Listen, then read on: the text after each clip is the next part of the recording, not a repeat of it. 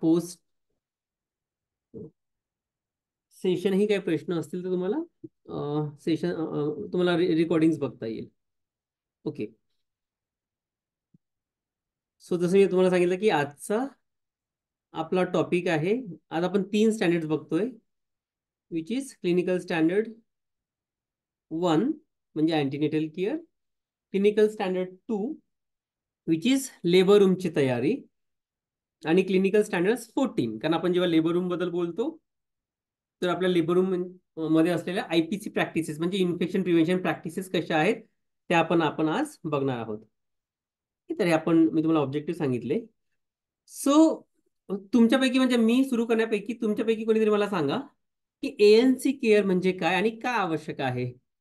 What is ANC आणि का ANC care आवश्यक आहे. कोणी पण अनम्यूट करून सांगू शकता ANC केअर बद्दल. तुम्हाला काय कळतं ANC केअर बद्दल, काय होतं ANC केअर मध्ये, किंवा आपल्याला काय क्वालिटी ANC केअर प्रोव्हाइड करायला पाहिजे. कोणी स्टाफ पैकी कोणी कोणी सांगू शकता. अनिता कांबळे, विग्नर हॉस्पिटल. का बरं क्वालिटी ANC केअर आणि व्हिडिओज मी जसं सांगितलं होतं की व्हिडिओज ऑन करा अनलेस तुम्ही वर्कमध्ये आहात, इन बिटवीन वर्क आहात. अनलेस तुम्ही OPD मध्ये पेशंट्स बघत आहात, IPT मध्ये कुठल्याही प्रकारची इमर्जन्सी बघत आहात, किंवा तुमचं नेटवर्क खूप पुअर आहे, so please turn on the videos. Otherwise मला असं वाटेल की मी बस I am talking with black window. Okay, so give me that lively feel of session. ठीक आहे. सो कोणी सांगू शकता. अनिता कांबळे, मी तुम्हाला विचारलं होतं की ANC म्हणजे काय. तुमचं ऑलरेडी याच्या आधीही मान्यता झालेलं आहे. So what is ANC care. मी शिकवणारच आहे समोर स्लाइड्स थ्रू, पण तुम्हाला काय समजतं ANC केअर बद्दल आणि का करायला पाहिजे ANC केअर. ते अनिता, डायरेक्ट तुम्हाला इंग्लिश मध्ये डेफिनेशन नाही सांगता आलं तरी चालेल. तुम्ही सरांना मराठीत सांगा, येस, सोपे शब्द मराठीत जे पण सांगितली तुम्हाला तरीही सांगायचे चालेल. असेल ते. मोस्ट ऑफ द हॉस्पिटल्स आपले महाराष्ट्रातलेच आहेत. सो मराठीमध्ये साध्या भाषेमध्ये तुमच्या भाषेमध्ये मला सांगा की मला इंग्लिश किंवा हिंदीही नको. ठीक आहे, मराठीमध्ये तुम्हाला काय कळतं ANC वरनं. तुम्ही रेग्युलरली OPD बघता है ना, रेग्युलर ANC केअर प्रोव्हाइड करता. मग का करता ANC केअर प्रोव्हाइड. काय आवश्यकता आहे ANC केअर प्रोव्हाइड करायची. Nobody. विग्नर hospital, Polaris hospital, hello. करता हॉस्पिटल. हा बोला. हा सर, ANC म्हणजे अँटीनेटल केअर. बरोबर. त्यामध्ये फर्स्ट तर पेशंटची स्वतःची हायजीन मेंटेन केली पाहिजे. बरोबर. जसं त्यानंतर जर हॉस्पिटलच्या बाजूने त्यांचं लॅब रिपोर्ट किंवा त्यांचं वॅक्सिनेशन ह्या सगळ्या गोष्टी आपल्याला बरोबर. पाहाव्या लागतात. आणि व्हेरी वीक वाईज त्यांचं सगळं कसं बेबीची ग्रोथ वगैरे किंवा जे काय आहे ते व्यवस्थित गुड. चाललंय नाही चाललंय तर ते त्याच्यावर बरोबर. आपल्याला लक्ष ठेवता येतं. बरोबर, व्हेरी गुड. जसं मॅडमनी सांगितलं की एक तर आहे ती महिलेला आपण काय करतो, स्क्रीन करतोय. स्क्रीनिंग कशासाठी. हाय रिस्क आहे का प्रेग्नन्सी, किंवा नॉर्मल प्रेग्नन्सी आहे है ना, ते आपल्याला कशावरनं कळेल. एकदा तिची आपण हिस्ट्री घेतो, त्याच्यावरून आपल्याला कळते की तिची प्रिव्हियस काही हिस्ट्री आहे का, है ना, कॉम्प्लिकेटेड हिस्ट्री किंवा नॉर्मल आहे. आणि दुसरी गोष्ट म्हणजे हाय रिस्क आयडेंटिफाय करण्यासाठी आपण काही इन्व्हेस्टिगेशन्स करतो, ANC प्रोफाईल करतो. तर या दोन्ही गोष्टी आपण कधी करतो, ANC मध्ये है ना. तर आपल्याला हाय रिस्क स्क्रीनिंगसाठी काय आवश्यक आहे, अँटीनेटल केअर प्रोफाईल करणे म्हणजे इन्व्हेस्टिगेशन्स करणे. दुसरी गोष्ट तिची डिटेल हिस्ट्री नोट डाऊन करणे, याच्यावरनं आपल्याला ती प्रेग्नन्सी हेल्दी आहे किंवा हाय रिस्क आहे किंवा जास्त मॉनिटरिंगची गरज आहे का ते कळेल. तर हा पहिला मुद्दा त्यांनी बरोबर सांगितला. आणि दुसरी गोष्ट होती मॉनिटरिंग ऑफ फिटल ग्रोथ, है ना. फिटसची ग्रोथ व्यवस्थित होतंय का, है ना, FHR व्यवस्थित आहे का. या सगळ्या गोष्टी आपल्याला कधी कळेल, जेव्हा आपण त्यांच्या व्यवस्थित PA एक्झामिनेशन करू, ANC विजिट्स दौरान त्यांच्या सोनोग्राफीज करू. तर हे दोन मुख्य उद्देश आहे. Screening for high risk pregnancy, त्याच्यासाठी आपण ANC करतो. दुसरंच monitoring the fetal growth and development. या दोन्ही गोष्टी आपल्याला ANC मध्ये करता येतात. ठीक आहे, ANC मध्ये आपण या दोन्ही गोष्टी आयडेंटिफाय करतो. तर का करायला पाहिजे, हे बेसिक एक PPT मी ठेवलेली आहे, म्हणजे हे सांगायला की किती आवश्यक आहे अँटीनेटल केअर प्रोव्हाइड करणं. जर तुम्ही ही स्लाइड बघाल, ठीक आहे, याच्यामध्ये दिलेलं आहे की when are mothers and newborn die. आपण बोलतो की आपला माता मृत्यू दर, नवजात मृत्यू दर खूप वरती आहे, बरोबर. पण कुठल्या पिरियड मध्ये हा मृत्यू दर तुम्हाला जास्त वाटतो? तर जर तुम्ही हा गोल बघाल, हा पिवळा जर तुम्ही सर्कल बघाल, पिवळा एरिया, तर 25% डेथ या अँटीनेटल केअर मध्ये होतात. ठीक आहे. अराउंड जर तुम्ही 100 हे बघाल, तर 25% डेथ कुठल्या पिरियड मध्ये होत आहेत? अँटीनेटल केअर पिरियड मध्ये. 16% डेथ या इंट्रापार्टम म्हणजे ड्युरिंग डिलिव्हरी होतात, है ना. म्हणजे डिलिव्हरीची जी प्रोसेस आहे, सेकंड स्टेज, थर्ड स्टेज, त्या सुद्धा किती आवश्यकता आहेत प्रॉपरली मॅनेज करायला. आणि तुम्ही बघाल या बर्थ डे आणि during day of delivery 28% deaths आहेत मदर्सच्या. आणि rest of first month after birth म्हणजे 31% डेथ या पीएनसी पिरियड मध्ये आहेत, अप टू 42 डेज. तर तुम्ही बघाल मेजर चंक एएनसी ज्या डेथ्स आहेत त्या एंटीनेटल केअर पिरियड मध्ये होतात, एएनसी पिरियड मध्ये होतात. म्हणून आपल्याला अँटीनेटल केअर ही क्वालिटी प्रोव्हाइड करायला पाहिजे, जे आपण आज शिकणार आहोत.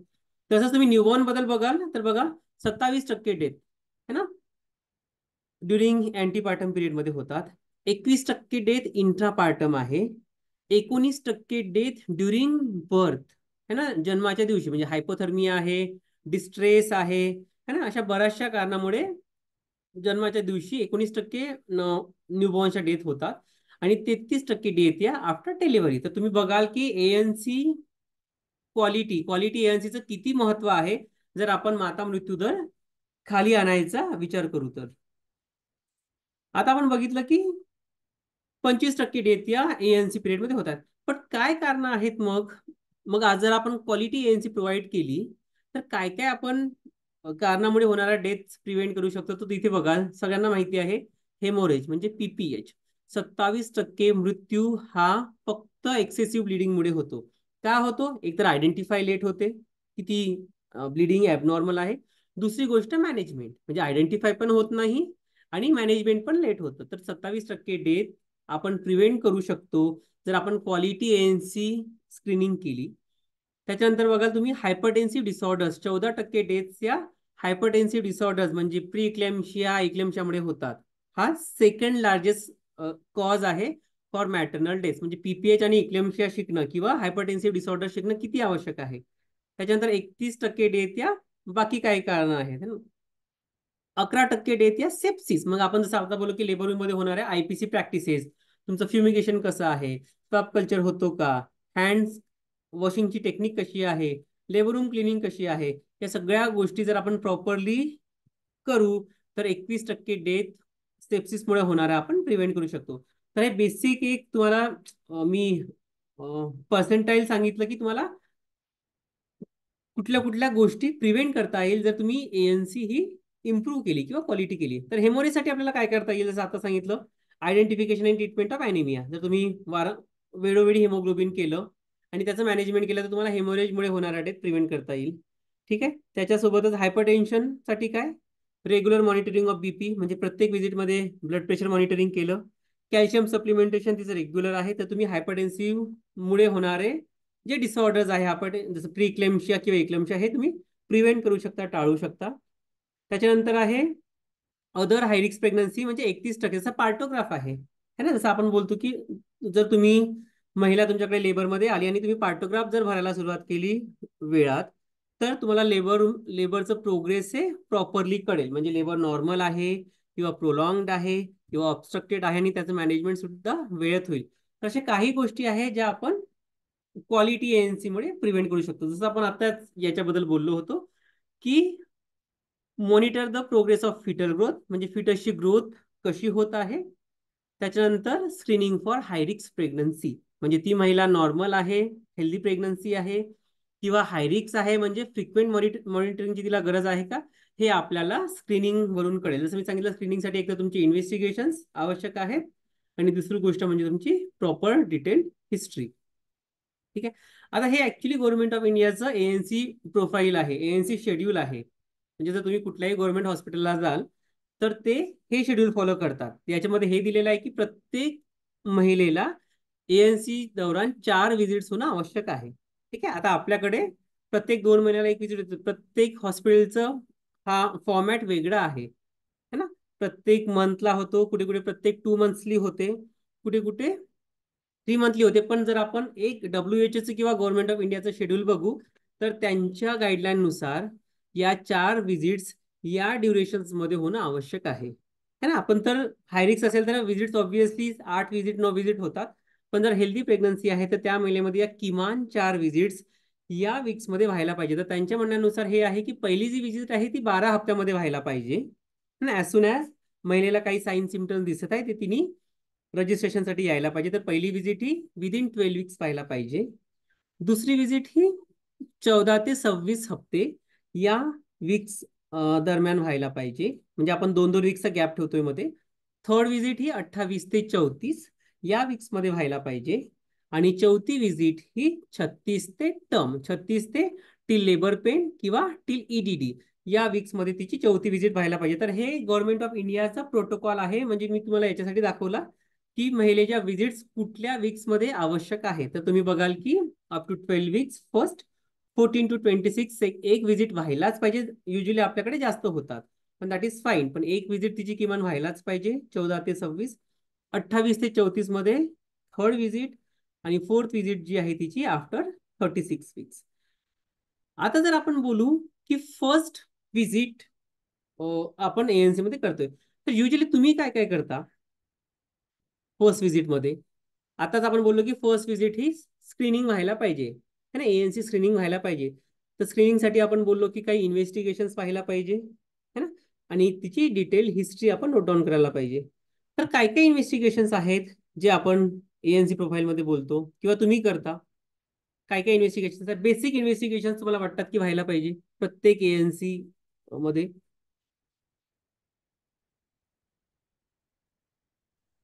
हॅलो हा बोला. सर, फर्स्ट विजिटला त्यांची हिस्ट्री घेतली पाहिजे. काय बोलले थोडं जोरात बोला. हिस्ट्री घेतली पाहिजे पूर्ण. बरं ही डिटेल हिस्ट्री ओके. अजून हो. आणि त्यांचं म्हणजे ऍड्रेस वगैरे राहतात कुठे फर्स्ट बरं. तर प्रेग्नन्सी. मला आधी तुम्ही इन्व्हेस्टिगेशन बद्दल सांगा बरं. काय काय इन्व्हेस्टिगेशन्स आहे तुम्ही ANC प्रोफाईल मध्ये करता याच्यामध्ये फर्स्ट विजिट मध्ये त्यांच्यामध्ये रजिस्ट्रेशन विजिट फर्स्ट आपण ज्याला विजिट बोलू. मध्ये किती प्रेग्नन्सी आहे, ह्याच्या आधी प्रेग्नेंट होत्या का, हा मला इन्व्हेस्टिगेशन सांगा. Blood investigations. ब्लड प्रेग्नन्सी मध्ये CBC, blood CBC group, okay. HIV HbA1c, HIV HbA1c, urine test urine test okay. आणि VDRL. हां VDRL PDL तुम्ही सांगितलं CBC HIV HbA1c VDRL आणि युरिन टेस्ट. परत काही टेस्ट आहेत का. नंतर ना 3ऱ्या महिन्यामध्ये आपण हे करायला सांगू शकतो.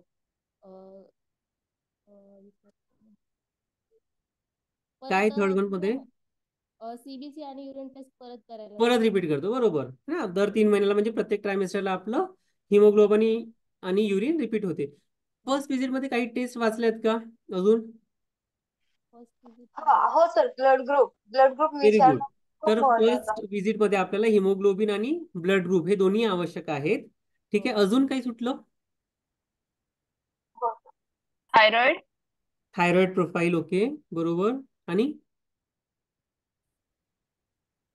म्हणजे पूर्ण ANC प्रोफाईल करून घेणं आवश्यक आहे सर. हा पण काय काय त्या प्रोफाईल मध्ये काय काय यायला पाहिजे बेसिकली तुम्ही सांगितलं तर haemoglobin blood group sugar HIV व्हायला पाहिजे. व्हेरी गुड, है ना. शुगर टेस्ट मला वाटते अखिलनी सांगितलं तर कोणीच बोललं नाही आपण शुगर बद्दल. तर फर्स्ट विजिट मध्ये म्हणजे रजिस्ट्रेशन विजिट मध्ये तिची शुगर टेस्टिंग होणं ही अतिशय आवश्यक आहे, है ना. तर आता आपण मी परत एकदा टेस्ट रिपीट करतोय कुठल्या कुठल्या आणि हे फॉक्सीनुसार टेस्ट आहेत, है ना. फॉक्सी आणि WHO नुसार की या टेस्ट फर्स्ट विजिट मध्ये व्हायलाच पाहिजे. तर काय काय आहे फर्स्ट टेस्ट विजिट मध्ये तुम्ही बघाल. एनिमिया म्हणजे हिमोग्लोबिन, ब्लड ग्रुप, त्याच्यानंतर HIV HbA1c VDRL, gestational diabetes mellitus म्हणजे शुगरसाठी आपण टेस्ट करतोय. थायरॉइड आहेत आणि जर आवश्यक असेल म्हणजे सिम्पटमॅटिक केस आहे तिला फिवरची हिस्ट्री आहे किंवा ती एंडेमिक एरियामध्ये एंडेमिक एरिया म्हणजे काय जिथे मलेरियाचं इन्सिडन्स हे जास्त आहे ना. बऱ्यापैकी लोकांना मलेरिया होत राहतो, है ना. जसा ट्रायबल बेल्ट आहे रुरल बेल्ट आहे अशा महिलांमध्ये मलेरिया होण्याची शक्यता जास्त आहे. तर अशी जर महिला असेल तर आपण त्यांच्यामध्ये मलेरिया केस म्हणजे मलेरियाची इन्व्हेस्टिगेशन करतो. म्हणजे ही ऑप्शनल टेस्ट आहे मलेरिया. पण शुगरसाठी आता जसं तुम्ही बोलला तर शुगरसाठी आपल्याला काय करायला पाहिजे मग फर्स्ट विजिट मध्ये शुगर टेस्ट आपण करू, बरोबर. मग शुगर साठी काय? फास्टिंग पोस्टिंग दोन दोन अच्छा, वेळा तुम्ही ब्लड बोलले की घेणं. फास्टिंग आणि पोस्ट पोस्ट मील, बरोबर. जेवण आणि जेवणाच्या 2 तासानंतर, बरोबर. बरं. कोणाला काही चेंज वाटते का याच्यामध्ये, की फर्स्ट व्हिजिट मध्ये आपण जेव्हा जेस्टेशनल, आपण काय बोलतो आता, जेस्टेशनल डायबिटीज मेलाइटस, प्रेग्नन्सीमुळे होणारा डायबिटीज, याच्यासाठी कुठली टेस्ट रेकमेंडेड आहे? फॉक्सीकडनं किंवा WHO कडनं किंवा गव्हर्नमेंट ऑफ इंडिया कडनं कुठली टेस्ट आहे जी फर्स्ट व्हिजिटला व्हायला पाहिजे for GDM detection, diabetes detection?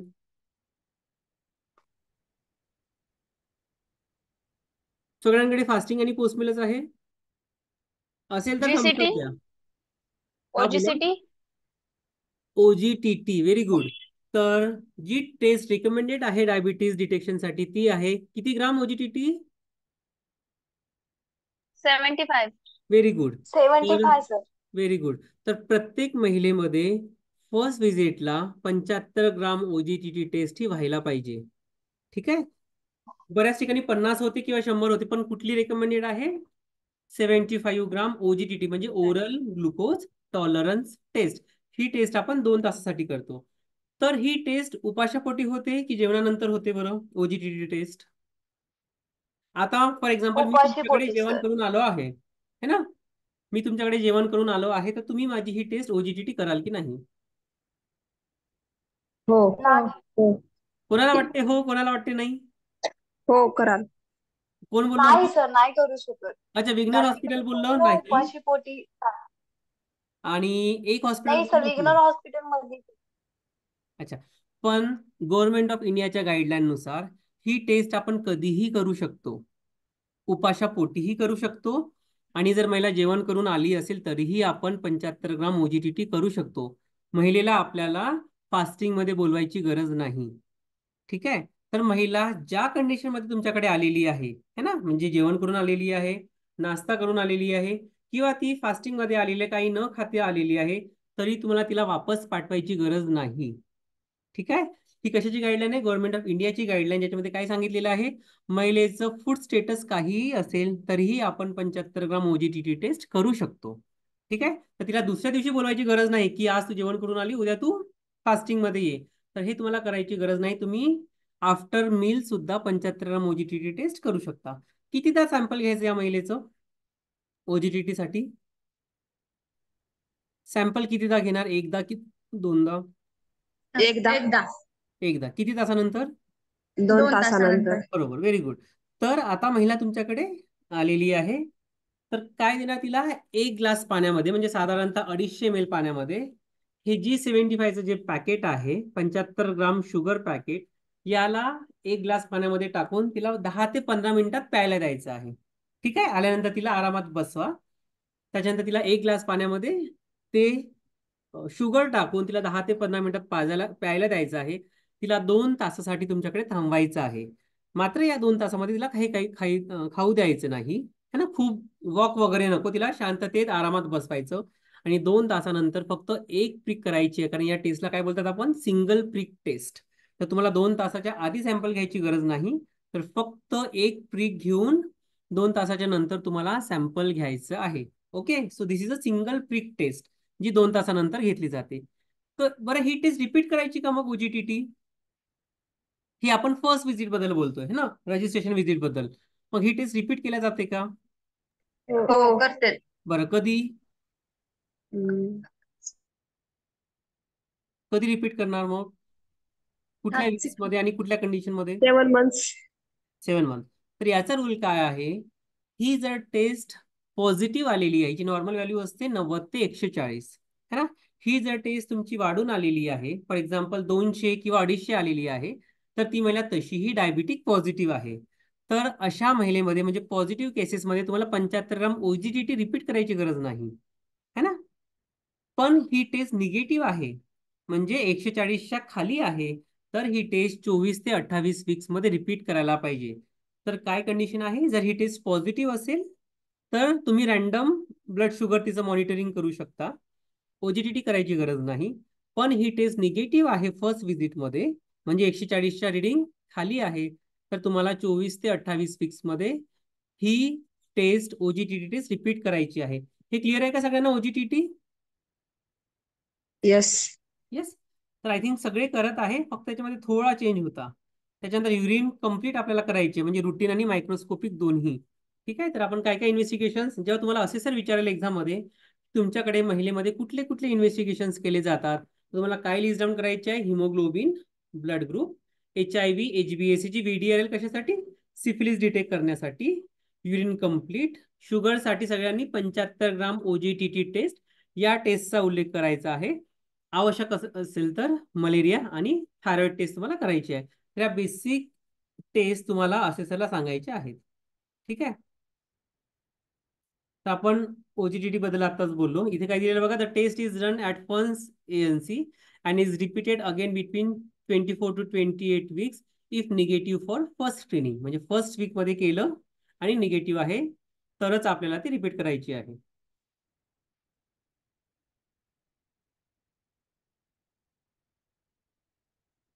आता याच्यामध्ये एक कंडिशन अशी आहे, जर कुठल्याही महिलेला शुगर पिताना वॉमिटिंग झाली है ना, जर महिलेला अर्ध्या तासाच्या आत वॉमिटिंग झालेली आहे तर आपल्याला टेस्ट ही नंतर करायला पाहिजे. त्या दिवशी आपण सॅम्पल घ्यायला नको. विदिन हाफ अवर जर ती महिला वॉमिट करते म्हणजे सगळं तुम्ही पाजलेलं जे सोल्युशन आहे ते बाहेर आलं तर आपण विदिन हाफ अवर वॉमिटिंग असेल तर तिला नेक्स्ट डे बोलून OGTT टेस्ट करू. आणि अर्ध्या तासाच्या नंतर जर तिला वॉमिटिंग सेन्सेशन आहे आणि वॉमिटिंग जर झाली तरीही आपल्याला ती टेस्ट करता येते. तर ही गोष्ट तुम्हाला एक लक्षात ठेवायची आहे. वॉमिटिंगची कंडिशन विदिन हाफ अवर जर झाली तर नेक्स्ट डे आपण तिला बोलवून टेस्ट करू आणि अर्ध्या तासाच्या नंतर झाली तर तुम्ही सॅम्पल 2 तासानंतर घेऊ शकता. हाय रिस्क प्रेग्नन्सी कुठल्या कुठल्या असू शकतात? कुठल्या कुठल्या कंडिशन्स आहे ज्याला आपण हाय रिस्क प्रेग्नन्सी बोलू? कुठल्या कुठल्या मदर्स आहे आपण ज्यांना हाय रिस्क म्हणून लेबल करू? काय काय आहे हाय रिस्क महिला? हायपरटेन्शन. हायपरटेन्शन. ओके. अजून शुगर ॲनिमिया. काय बोलले? हा, एक तर झाला हायपरटेन्सिव्ह डिसऑर्डर आहे ना, महिलेला बीपीचा त्रास आहे. अजून GDM. GDM म्हणजे डायबिटीस पॉझिटिव्ह आहे. ओके. अजून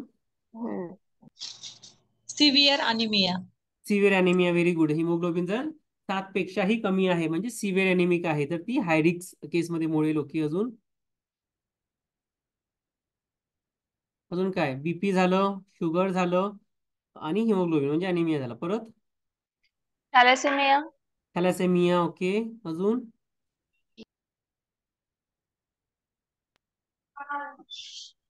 अजून इथे बघा ही लिस्टिंग आहे ना. सिव्हिअर एनिमिया तुम्ही सांगितलं, प्रेग्नन्सी इंड्युस्ड हायपरटेन्शन तुम्ही सांगितलं. आता इथे लिहिलेलं आहे प्रेग्नन्सी इंड्युस्ड हायपरटेन्शन म्हणजे काय? कधी बोलतो आपण pregnancy induced hypertension? Pregnancy induced hypertension आपण कधी बोलतो? एक महिला आपल्याकडे आलेली आहे, 15 वीक्स जेस्टेशन आहे आणि बीपी 160-100 आहे, मग ती प्रेग्नन्सी इंड्युस्ड हायपरटेन्शन आहे का ती केस? हो हो आहे. अच्छा. हो आहे तर ना. एक लक्षात ठेवा, प्रेग्नन्सी इंड्युस्ड हायपरटेन्शन आपण केव्हा बोलतो? आफ्टर 20 वीक्स ऑफ जेस्टेशन है ना. कुठलीही महिला जिचं बीपी 20 हप्त्याच्या नंतर वाढलेला आहे आणि तेही 2 रिडिंग्स नंतर, फक्त एक सिंगल रिडिंग नाही, 4 तासाच्या अंतराने घेतलेली दुसरी रिडिंग जरी तिची 140-90च्या वर आली तरच आपण तिला बोलतो प्रेग्नन्सी इंड्युस्ड हायपरटेन्शन. त्याच्या आधी जे वाढलेलं बीपी असेल 20 वीकच्या आधी, हे दुसऱ्या कुठल्याही कारणामुळे असू शकतं ज्याला आपण क्रोनिक हायपरटेन्शन बोलतो. तर हे लक्षात ठेवा, प्रेग्नन्सी इंड्युस्ड हायपरटेन्शन हे नेहमी 20 वीक्सच्या नंतर बोललं जातं. ठीक आहे. त्याच्यानंतर सिफिलिस, HIV किंवा syphilis positive, HbA1c positive, GDM आपण बोललो, हायपोथायरॉइडिझम है ना, यंग प्रायमी है ना, कमी एजच्या ज्या प्रेग्नेंट फिमेल्स असेल, ट्विन्स आहेत, ट्रिपलेट्स आहेत, माल प्रेझेंटेशन आहेत, प्रिव्हियस सीझरची हिस्ट्री आहेत, प्लॅसेंटा प्रिव्हिया आहेत, पुअर ऑब्स्टॅटिक हिस्ट्री आहे है ना, कुठलीही तिला ॲबॉर्शनची हिस्ट्री आहेत किंवा आधी कॉम्प्लिकेशनची हिस्ट्री आहेत, त्या सगळ्या महिला हाय रिस्क मध्ये जातील. RH निगेटिव्ह ब्लड ग्रुप, या सगळ्या महिला कशामध्ये जातील? High risk. तर तुम्हाला काय करायचं आहे, का बरं मी ही लिस्ट दिली, तर एक अशी लिस्ट तुम्हाला तुमच्या नर्सिंग स्टेशनला लावून पाहिजे की कुठल्या कुठल्या महिलांना तुम्ही हाय रिस्क म्हणून डिफाईन करता. ठीक आहे. याच्यासाठी मी ही लिस्ट पाठवेल तुम्हाला. तर ही लिस्ट तुमच्या नर्सिंग स्टेशनला लावून पाहिजे है ना. लक्ष्य असेसमेंटमध्ये बघितलं जाईल तुमच्याकडे डिफाईन केलेल्या आहेत का की कुठली महिला हाय रिस्क महिला आहेत. तर अशी एक चेकलिस्ट याची प्रिंट तुम्हाला तुमच्या नर्सिंग स्टेशनला लागलेली पाहिजे. ठीक आहे, कळत आहे का सगळ्यांना? हो सर. हो सर. ठीक आहे, सगळ्यांचे व्हिडिओज ऑफ आहे त्याच्यामुळे मला काही कळत नाहीये.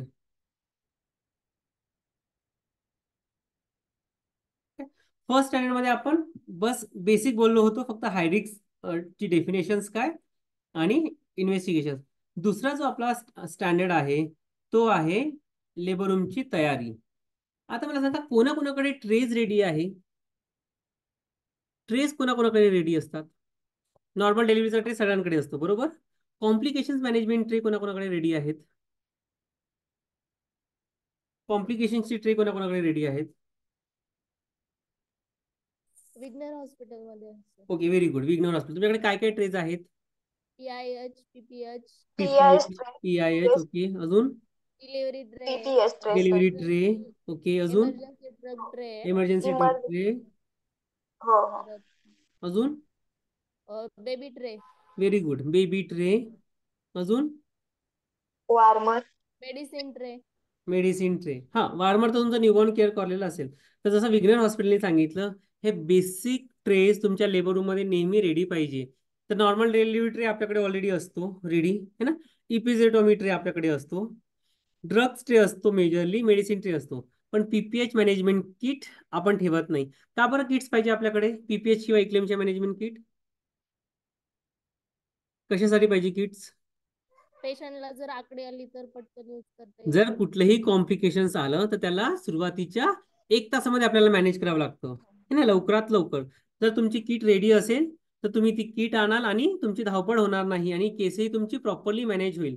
अदरवाईज काय होईल, एक गोष्ट एकीकडे आहे, दुसरी गोष्ट दुसरीकडे आहे, एक गोष्ट भेटत नाहीये. तर अशा केसेसमध्ये तुमची केस ही जास्त क्रिटिकल होईल आणि कॉम्प्लिकेशन्स वाढतील. म्हणून प्रत्येक कॉम्प्लिकेशनच्या किट तुमच्याकडे रेडी असायला पाहिजे. तर त्याच्यानुसार तुम्हाला तुमच्या लेबर रूममध्ये नॉर्मल डिलिव्हरी ट्रे हा रेडी असतो. ॲडिशनली तुमच्याकडे पीपीएच मॅनेजमेंट किट असायला पाहिजे, ज्याच्यामध्ये पीपीएच मध्ये लागणारं सगळं साहित्य मी तुम्हाला एकदा दाखवून देतो. ती किट काय आहे?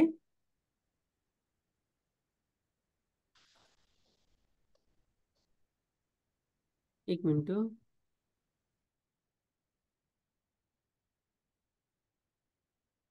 हा, अशी ही चेकलिस्ट मी तुम्हाला पाठवणार आहे याची पीपीएच मॅनेजमेंट किटची. ड्रग्स इक्लेम्शिया आणि पीपीएच मॅनेजमेंट किट. तर या किटनुसार तुम्हाला एक बॉक्स बनवायचा आहे, प्लास्टिकचा बॉक्स मोठा है ना, ज्याला प्लास्टिकचं लीड आहे. अशा बॉक्समध्ये तुम्हाला हे सगळं सामान टाकायचं आणि त्याला लेबल करायचं आहे पीपीएच मॅनेजमेंट किट. आणि हे जी चेकलिस्ट आहे, हे चेकलिस्ट सुद्धा त्या बॉक्सवर लागायला पाहिजे, जेणेकरून जर तुम्ही त्याच्यामधलं काही सामान वापरलं आहे तर तुम्हाला ते भरण्यात मदत करेल. तर ही किट तुम्हाला तुमच्या लेबर रूममध्ये बनवून ठेवायची आहे. सगळ्यांनाच बनवून मला फोटो सुद्धा पाठवायचे ग्रुपवर. ठीक आहे, तर ही एक किट तुम्हाला पाठवायची आहे. दुसरी किट जी तुम्हाला पाठवायची आहे ती आहे इक्लेम्शिया मॅनेजमेंट किट है ना.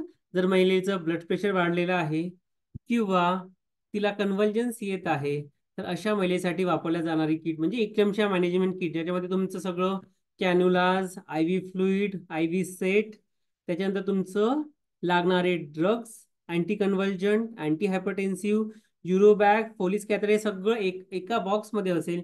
तर ही तुमची दुसरी किट झाली इक्लेम्शिया मॅनेजमेंट किट. असा तुम्हाला दुसरा बॉक्स बनवायचा आहे.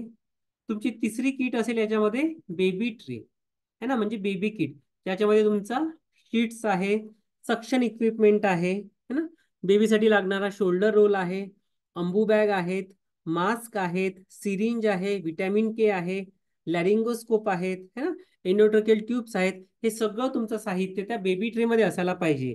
जर इन केस एखादी बेबी क्राय करत नाहीये किंवा त्याला रिसेसिटेशनची गरज आहे तर अशा बेबीमध्ये ही किट तुमची कामात येईल. तर याला बोलतो आपण बेबी ट्रे. ही तुमची झाली तिसरी किट, ही तुम्हाला सगळ्याला बनवायची आहे.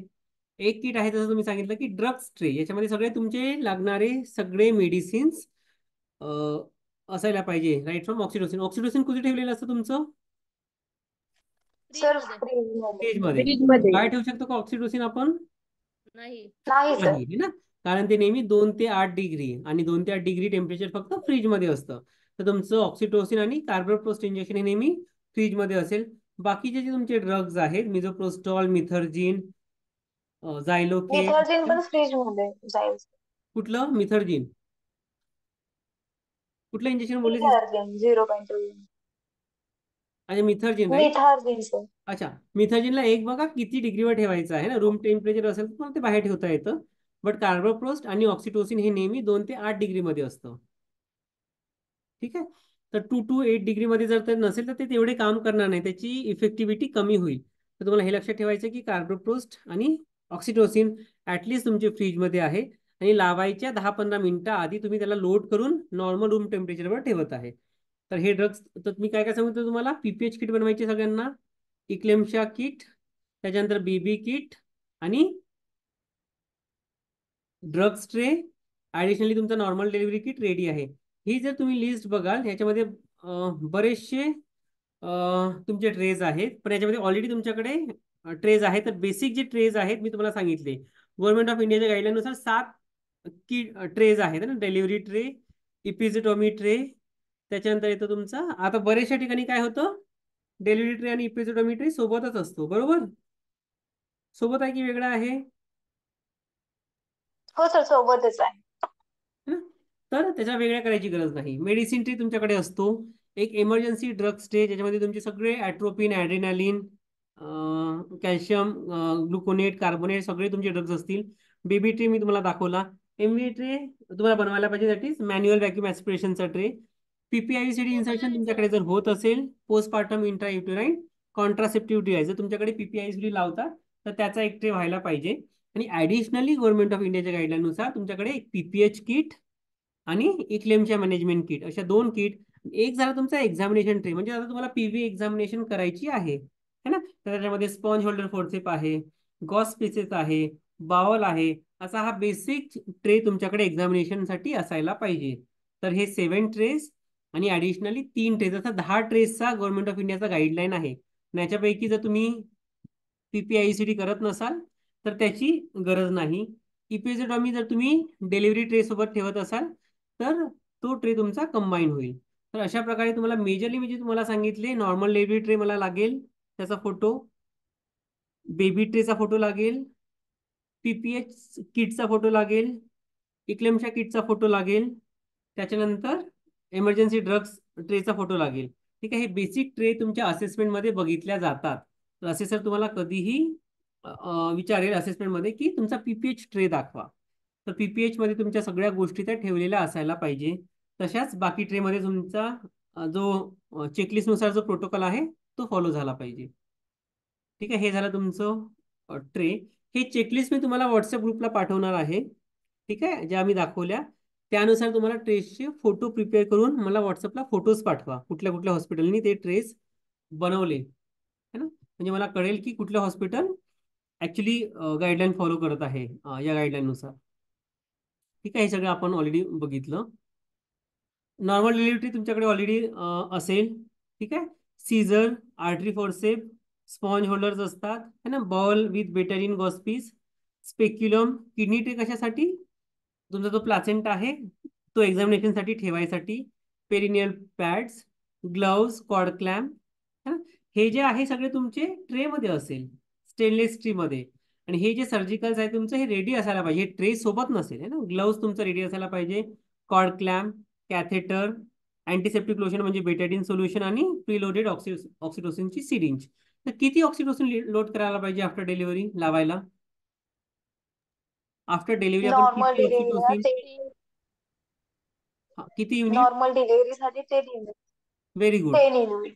तर प्रत्येक नॉर्मल डिलिव्हरी नंतर 10 युनिट्स ऑक्सिटोसिन, म्हणजे 2 अँप्युल्स, एक अँप्युलमध्ये असतं 5 इंटरनॅशनल युनिट्स, तर असे 2 अँप्युल म्हणजे 10 युनिट्स आयम आपल्याला थायवर द्यायला पाहिजे. कुठे द्यायला पाहिजे? थाय की बटक्स? थाय. थाय. कारण आपण त्या पोझिशनमध्ये सगळ्यात समोर येणारा मसल्स कुठला? थाय. तर युजली बटक्स आपण अवॉइड करतो आणि थायवर लावतो. कारण किती मिनिटात लावायला पाहिजे oxytocin after delivery? Within 1 minute of delivery of baby.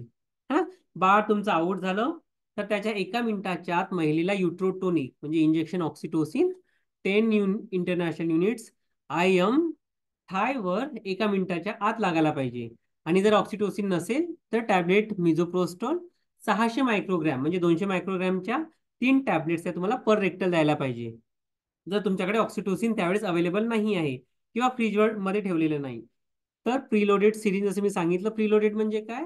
डिलिव्हरीच्या 15 ते 20 मिनिटं आधी फ्रीजमध्ये ठेवलेलं ऑक्सिटोसिन तुम्ही सिरिंजमध्ये लोड केलं आणि त्याला लेबल सुद्धा केलं की 10 युनिट्स ऑक्सिटोसिन म्हणजे ते एक्सचेंज व्हायला नको की काय आहे. तर असं तुम्हाला प्रीलोड करून ठेवायचं आहे. सो हे तुम्हाला करायचं आहे. तसंच तुम्ही कोणीतरी बोलले होते की वार्मर. तर वार्मर ही नेहमी किती मिनिटाच्या किती वेळा आधी ऑन करायला पाहिजे वार्मर? 30 मिनिट आधी. अर्धा तास आधी. अर्धा तास आधी. Very good. का बरं 30 मिनिटं आधी? का बरं 30 मिनिटं आधी?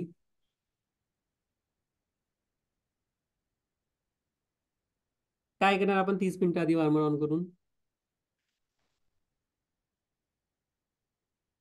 तर बाळाला वापरण्यात येणाऱ्या ज्या शीट असतात ना, बाळाला पुसायला वापरण्यात येणारी शीट आणि बाळाला आपण जे कव्हर करून ठेवतो पुसल्यानंतर, अशा 2 शीट्स नेहमी वार्मरमध्ये गरम व्हायला ठेवायला पाहिजे.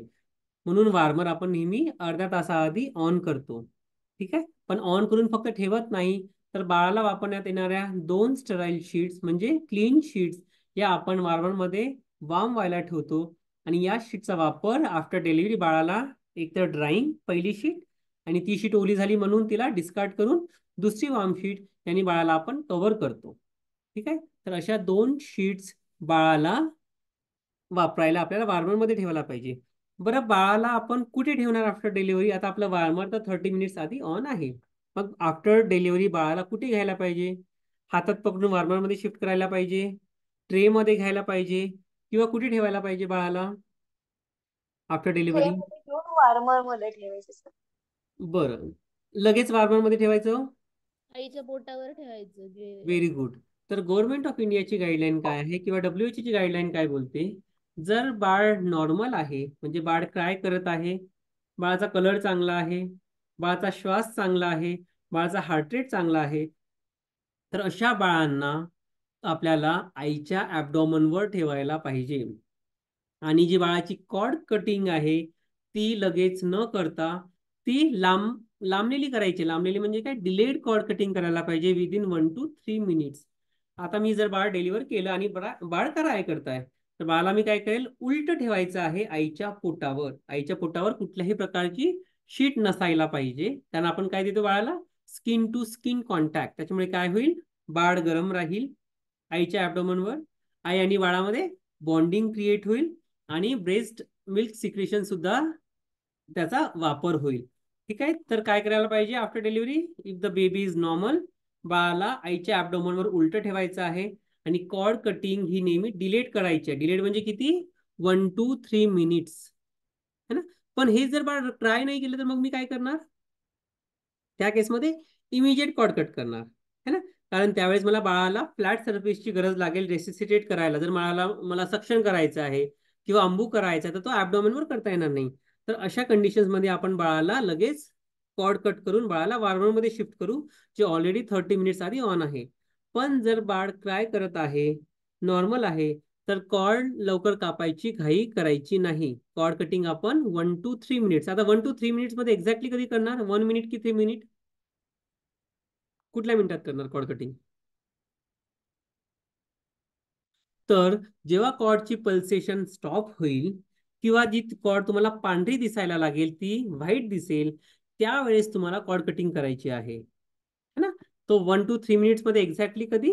जेव्हा कॉर्डची पल्सेशन स्टॉप होईल किंवा तुम्हाला ती कॉर्ड पांढरी दिसायला लागेल त्यावेळेस तुम्हाला 2 ठिकाणी कॉर्ड क्लॅम्प करून म्हणजे एक तर 2 सेंटीमीटर आणि 5 सेंटीमीटर 2 ठिकाणी क्लॅम्प करून तुम्हाला कॉर्ड ही कट करायची आहे. सो 1 to 3 मिनिट्सचा टाइम हा कॉर्ड कटिंगसाठी दिलेला आहे. आता 3 मिनिटांनंतरही जर तुमची कॉर्ड पल्सेशन थांबलेली नाही तरीही तुम्ही 3 मिनिटांमध्ये कॉर्ड कट करू शकता. आणि मिल्किंग ही अवॉइड करायची. म्हणजे कुठे बऱ्याच ठिकाणी प्रॅक्टिस काय आहे? कॉर्डला पकडून हे ब्लडला आत दिल्या जातं. सो ते अवॉइड करायचं आहे. का बरं आपण 1 to 3 मिनिट्समध्ये कॉर्ड कटिंग करतोय? लवकर का नाही? काय फायदा होईल याचा? तर कॉर्ड कटिंग आपण लेट केली तर काय बेबीला फायदा ब्लड होईल? पुरवठा. हम्म तर त्या कॉर्ड मध्ये असलेलं जे ब्लड आहे साधारणतः 80 ते 90 ml ब्लड हे बाळाच्या शरीरामध्ये ट्रान्सफर होईल, पास होईल.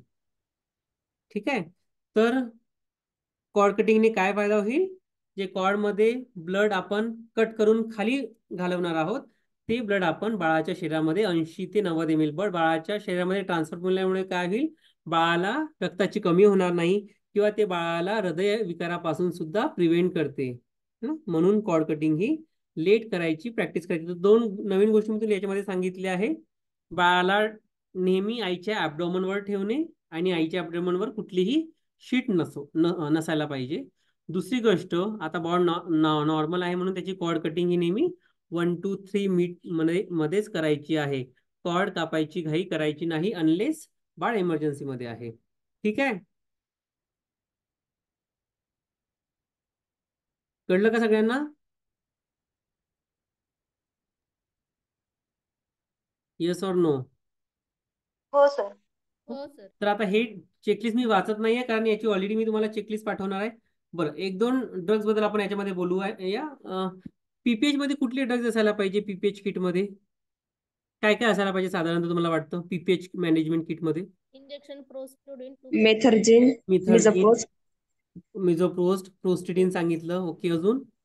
मेथर्जिन. हा, मिथर्जिन, प्रोस्टिडीन, मिझोप्रोस्टोल, ऑक्सिटोसिन जे ऑलरेडी तुमच्या फ्रीज मध्ये असेल. अजून pause. Pause, injection pause, pause, बरोबर. इंजेक्शन पॉज सुद्धा आपण 1 ग्रॅम IV देतो पीपीएच मध्ये. अजून अजून काय असायला पाहिजे? हे झाले तुमचे मेडिकेशन. अजून काय असायला पाहिजे याच्या व्यतिरिक्त तुम्हाला वाटते पीपीएच मध्ये काय लागणार आहे आपल्याला? IV फ्लुइड लागू शकतो हो IV फ्लुइड्स, कारण ब्लड. महिला शॉक मध्ये जाऊ शकते ना. हायपोव्हॉल्युमिक शॉक म्हणजे रक्ताचं व्हॉल्यूम इतकं कमी झालं आहे शरीरात की ती शॉक मध्ये जाईल. तर तुम्हाला IV फ्लुइड साठी काय काय लागेल? डीएनएस ठेवणार का? नाही. आरएल तर पाहिजे. तुम्हाला RL किंवा NS चा वापर करावा RL, लागतो. NS. आता कुठल्या कॅन्युलाने लावायला पाहिजे बरं फ्लुइड पीपीएच मध्ये? पिंक कॅन्युला, ब्ल्यू कॅन्युला, ग्रीन कॅन्युला, कुठले कॅन्युला वापरायला पिंक, पाहिजे? पिंक, 20 नंबरचा.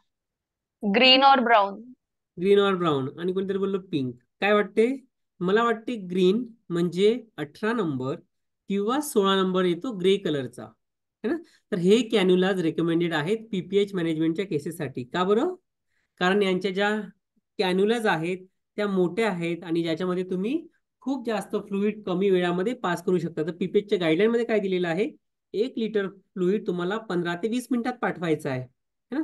तर त्याच्यासाठी तुम्हाला एकतर हिरव्या रंगाचा कॅन्युला म्हणजे 18 नंबरचा कॅन्युला किंवा ग्रे कलरचा कॅन्युला जो 16 नंबरचा येतो. तर याच कॅन्युला किंवा याच कॅन्युलास तुमच्या पीपीएच किट मध्ये असायला पाहिजे. तर कोणाच्याच पीपीएच किट मध्ये पिंक, ब्ल्यू किंवा त्याच्यानंतर येल्लो असे कॅन्युलाज नकोत, है ना. पीपीएच किट मध्ये नेहमी व्हाईट बोर्ड कॅन्युलाज म्हणजे 18 नंबर किंवा 16 नंबर. ते एक असायला पाहिजे की 2?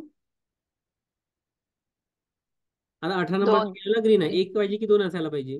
2 असायला पाहिजे. 2 असायला पाहिजे.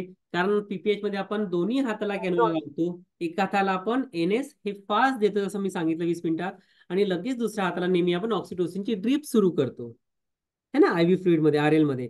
तर तुम्हाला 2 कॅन्युलास मोठे असायला पाहिजे आणि दोन्ही हाताला आपण IV इन्फ्युजन सुरू करणार आहोत. तर पीपीएच किट मध्ये साधारणतः ह्या गोष्टी आहेत. एक्लॅम्पच्या मध्ये काय काय असायला पाहिजे बरं? एक्लॅम्पच्या किट मध्ये फक्त विघ्नर हॉस्पिटलचं मला आन्सर येते, बाकी हॉस्पिटल्स? अजून एक्लेमच्या किट मध्ये काय असायला पाहिजे बरं? महिलेला कन्व्हल्जन्स येत आहे, काय ड्रग आहे तुमच्याकडे त्याच्यासाठी? एक्लेमच्या मॅनेजमेंटसाठी काय द्याल? MPSF, magnesium very sulphate, good. So सगळ्यात सेफ आणि इफेक्टिव्ह ड्रग अँटी कन्व्हल्जंट प्रेग्नन्सी मध्ये कुठला आहे? Magnesium sulphate. आणि बीपी साठी काय? लॅबेलोल इंजेक्शन, लॅबेटोलॉल लॅबेटेलोल. इंजेक्शन आहे. किती mgचं येतं लॅबेटोलॉल इंजेक्शन? 20 10. mgचं येतं. 20 20, mg, सॉरी. 5 ml. अजून काय असतं हे तर? टेपिन, अं टेपिन. Very good. Nicardia Nicardia, recall, किती काय डोस असतो निकार्डियाचा? 10 NMC, 10 mg. Very good. Okay, अजून? डेपिन टॅबलेट लॅबेटलॉल है ना. आता मला सांगा बीपी जर तिचं फक्त 150-100 आहे तर मग तुम्ही तिला इंजेक्शन लावाल का लॅबेटलॉल?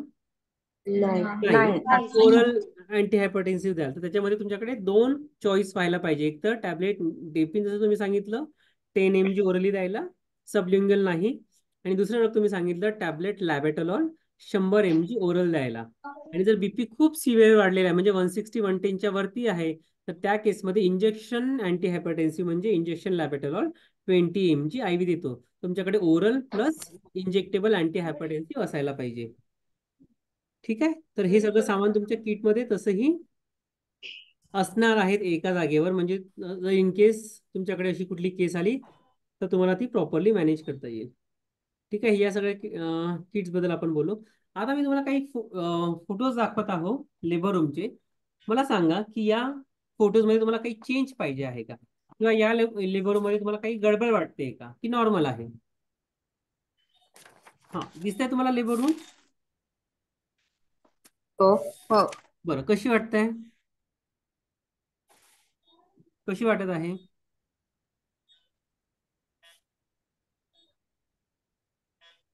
काय काय वाटतं याच्यामध्ये? मला चांगली वाटत आहे. तुम्हाला कशी वाटत आहे? वारंवार दिसत नाही. अच्छा, एक तर तुम्ही बोलले की वार्मरचा प्रॉब्लेम आहे. ओके, अजून? ऑक्सिजन नाही ऑक्सिजन नाही. ऑक्सिजन नाहीये. ओके, अजून? वार्मर आणि ऑक्सिजन नाही. ओके, अजून? मॉनिटर नाही, मॉनिटर. मॉनिटर नाही. म्हणजे रेडीनेस जे आपण बोललो ट्रेस बद्दल ते नाहीये है ना. बेबीसाठी वॉर्मर नाहीये, ऑक्सिजन कॉन्सन्ट्रेटर नाहीये किंवा ऑक्सिजन सिलेंडर नाहीये. अजून? अजून काय नाहीये? कर्टन्स पाहिजे. Very good. जेव्हाही लेबर रूम मध्ये तुमच्या 2 टेबल असतील त्या 2 टेबलच्या मध्ये कर्टन असणं आवश्यक आहे. कशासाठी? त्या मदर्सच्या प्रायव्हसीसाठी. आणि एक्झामिनेशन करताना सुद्धा तुम्हाला कर्टनची गरज लागेल. तर या लेबर रूम मध्ये जर तुम्ही बघाल 3 टेबल दिसत आहेत पण कुठेही प्रायव्हसी दिसत नाही, तर नेहमी मी सांगितलं 2 टेबलच्या मध्ये कर्टन्स असायला पाहिजे. तर प्रायव्हसी बद्दल नाही याच्यामध्ये दक्षता घेतलेली नाही. त्याच्यानंतर तुम्ही बोलले रेडीनेस है ना, जसं वार्मर नाही आहे, सक्शन मशीन नाही आहे. सक्शन मशीन समोर दिसतंय, जंक खाल्लेली आहे. ही दिसतंय का तुम्हाला? इन्फेक्शन प्रिव्हेंशन प्रॅक्टिसेस कशा आहे इथे? क्लिनलीनेस कसा आहे? क्लिनलीनेस कसा आहे दिसतंय तुम्हाला इथे? क्लीन केलेली वाटतं की लेबर रूम? नाही सर, ठराविक नाहीये ते. नाहीये. तर या लेबर रूम मध्ये क्लिनिंग किंवा इन्फेक्शनच्या प्रॅक्टिसेस फॉलो केलेल्या जात नाही. मेकॅन्टॉश बघा भरलेले आहेत है ना. तर this is not a ideal labour room. ठीक आहे. बरं, लेबर टेबलच्या खाली पिवळी डस्टबिन ठेवलेली आहे, बरोबर का? हो, येलो बॅगच नाही. हा, येलो बॅग पण नाहीये. हा, पिवळी बकेट आहे पण येलो बॅग नाही. पण पिवळीच असायला पाहिजे की रेड असायला पाहिजे लेबर टेबलच्या खाली? बरोबर, येलोच बरोबर. येलोच असायला हवे. येलो का बरं? येलोच पाहिजे का बरं? येलोच पाहिजे. काय टाकतो आपण येलो मध्ये? ब्लडचे सगळे भरलेले. तर नेहमी ब्लड किंवा बॉडी फ्लुइडनी भरलेले कॉटन वेस्ट हे येलो बॅग मध्ये टाकले जातात. म्हणून लेबर टेबलच्या खाली नेहमी येलो डस्टबिन आणि त्याच्यामध्ये येलो बॅग असायला पाहिजे है ना. तर त्याच्यामध्ये बॅग दिसत नाही आपल्याला. दुसरी लेबर रूम बघा, हे आपण बोललो. इथे काय प्रॉब्लेम आहे? या लेबर मध्ये काय प्रॉब्लेम आहे?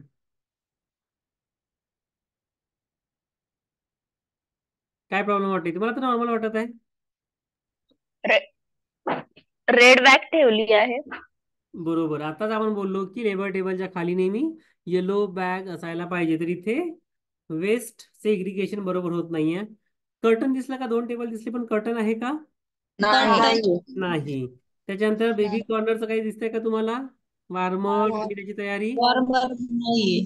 नाहीये. तर न्यूबॉर्न, त्याला आपण बोलतो NBCC म्हणजे न्यूबॉर्न केअर कॉर्नर. तर तो एरिया इथे दिसत नाहीये, म्हणजे वार्मर कुठेच दिसत नाहीये. प्रायव्हसीसाठी महिलेच्या कर्टन लावलेलं नाही. वेस्टसाठी बरोबर बॅग्स ठेवलेल्या नाही. डोअर मध्ये बघा काय आहे, बाहेरचे जे रिलेटिव्ह आहेत ते बाहेर दिसतात. तिथे प्रायव्हसी असायला पाहिजे की नाही? डोर Entrance मध्ये ओपन नाही. असायला पाहिजे, बरोबर. तर ते सुद्धा तिथे केलेलं नाही. बरं, तुमच्याकडे सगळ्यांकडे पोस्टर्स लागलेले आहेत कसे लेबर रूम मध्ये? फोटोज फोटोज लागले आहेत का हो असे? सर. हो. येस. आहे. तर हा फोटो बरोबर लागलाय का? सगळ्यात वरती जो लागलेला आहे दिसत नाही.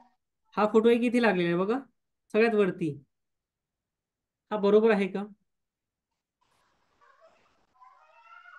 तर पोस्टरची प्लेसिंग सुद्धा चुकीची आहे. पोस्टर नेहमी आपल्या हाईटला, आपण वाचू अशा हाईटला लावायला पाहिजे. तर पोस्टरची जी प्लेसिंग केलेली आहे ती सुद्धा चुकीची आहे या लेबरमध्ये. ठीक आहे, पोस्टर नेहमी आपल्या हाईटला लागायला पाहिजे, जेणेकरून कुठलीही इमर्जन्सी कंडिशन असेल तर आपण त्या पोस्टर्सला रेफर करू, आपल्याला करता येईल. ठीक आहे, तर ते याच्यामध्ये झालेलं नाही.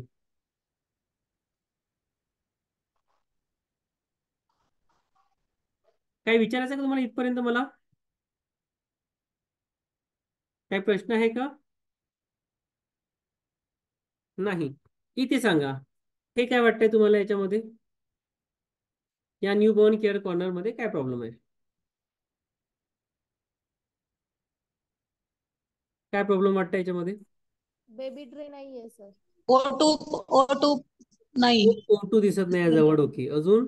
बेबी ट्रे दिसत नाहीये. ओके, अजून? वॉर्मर बंद आहे. अच्छा, वार्मर बंद आहे. ओके, अजून? अँब्यू बॅग वगैरे ठेवायचं सर, ते पूर्ण क्लिप नाहीये तिथे. हा, म्हणजे बेबी ट्रे आपल्याला बेबीसाठी लागणारं सामान काहीच नाहीये. त्याच्यानंतर हो. तुम्ही सांगितलं की ऑक्सिजन सिलेंडर जे असायला पाहिजे जवळ ते नाहीये. अजून काय चुकीचं आहे याच्यामध्ये? त्या चेअरची आवश्यकता आहे का तिथे? नाही सर, नाही. नाही.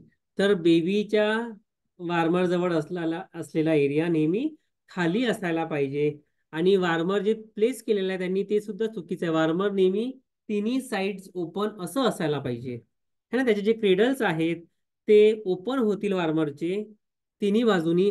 अशा ठिकाणी वार्मरची प्लेसमेंट हे लेबर रूमच्या अगदी, लेबर टेबलच्या अगदी जवळ पाहिजे. तर ते होत आहे का ओपन? तुम्हाला दिसतंय का ते ओपन होताना? किती बाजूनी ओपन होत आहे हा वार्मर? बघा बरं, किती बाजूने ओपन होऊ शकते याचे क्रेडल्स? 3 बाजूने ओपन होईल का? या बाजूनी, या बाजूनी, या बाजूनी? नाही होणार, कारण हे भिंतीला चिपकलेलं आहे. तर वारंवार नेहमी तिन्ही साईडनी ऍक्सेसेबल पाहिजे. तर अशा ठिकाणी पाहिजे. जर बाळ रेसिस्टेट करत आहे तर एक इंजेक्शन लावत आहे, एक अंबू करत आहे, एक हार्टरेट चेक करत आहे, तर तिन्ही बाजूला माणसांना उभं होता येईल अशा फ्री स्पेसमध्ये तुमचं वार्मर पाहिजे. तर हे वार्मरची प्लेसमेंट चुकीची आहे. ठीक आहे, याच्यामध्ये काय वाटतंय? याच्यामध्ये काय वाटतंय? ही चांगली आहे त्याच्यापेक्षा? हो सर. चांगली आहे. मग पण फक्त हा, काय काय चांगलं आहे याच्यामध्ये? बेबीचा ट्रे नाहीये सर यामध्ये पण. हा, बेबीचा ट्रे नाही. इथे फक्त एक ट्रे ठेवलेला आहे. हा, तो अज्युम करू की बेबीचा ट्रे आहे. पण वार्मर हे तिन्ही बाजूला ओपन दिसत आहे. जवळच ऑक्सिजन सिलेंडर आहे, सक्शन हा. मशीन आहे, है ना, आणि बेबीच्या वेईंग साठी वेईंग मशीन आहे. तर बेबी एरिया हा कम्प्लीट आहे. बरोबर, मागच्या पेक्षा बेटर होता की नाही हा? हो सर. ही कशी वाटेल करू? आधीच्या पेक्षा बरी आहे का? हो सर. बरी आहे, कारण इथे हो बघा महिलेला प्रायव्हसीसाठी कर्टन्स लावलेले आहेत. त्याच्यानंतर वार्मर आहे आणि वार्मर तिन्ही बाजूनी एक्सेसिबल आहे, ओपन आहे. ऑक्सिजन कॉन्सन्ट्रेटर आहे, सक्शन मशीन आहे, आणि इवन जे प्रोटोकॉल्स आहे ते तुमच्या अगदी डोळ्यासमोर तुमच्या हाईटला आहेत. तर पोस्टरची प्लेसमेंट सुद्धा प्रॉपर केलेली आहे. तर ही लेबर रूम आधीच्या लेबर रूम पेक्षा व्यवस्थित आहे. ठीक आहे, हँड वॉशिंग कॉर्नर सगळ्यांकडे आहे का? असं हँड वॉशिंग एरिया सगळ्यांकडे आहे? हो. पोस्टर हो लागलेला आहे त्याला हँड वॉशिंगचा. हो हो. हो. एल्बो टॅप आहे. हो. एल्बो टॅप माहिती माहिती सगळ्यांना? एल्बो टॅप हम्म. माहिती सगळ्यांना? लॉंग हँडल असलेला एल्बो टॅप माहिती आहे? नाहीये सर त्याच्यामध्ये. हं? तर नेहमी एल्बो टॅप असायला पाहिजे, कारण जेव्हाही आपण हँडवॉश करतो तर आपण आपल्या हाताने टॅप बंद करू शकत नाही.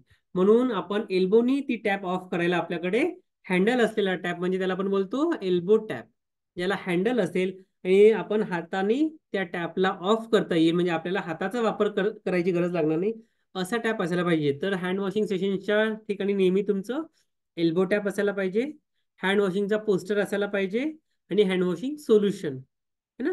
तर या 3 गोष्टी तुमच्या हँड वॉशिंग स्टेशनला पाहिजे. तर ज्यांच्याकडे एल्बो टॅप नाही आहे त्यांनी एकदा बघा तुम्हाला एल्बो टॅपचं प्लेसमेंट कसं करता येईल. तर साधे टॅप ऍक्च्युली चालत नाही आता. ठीक आहे, नेहमी एल्बो टॅप असायला पाहिजे तुमच्या ओटी आणि इव्हन लेबर रूम मध्ये.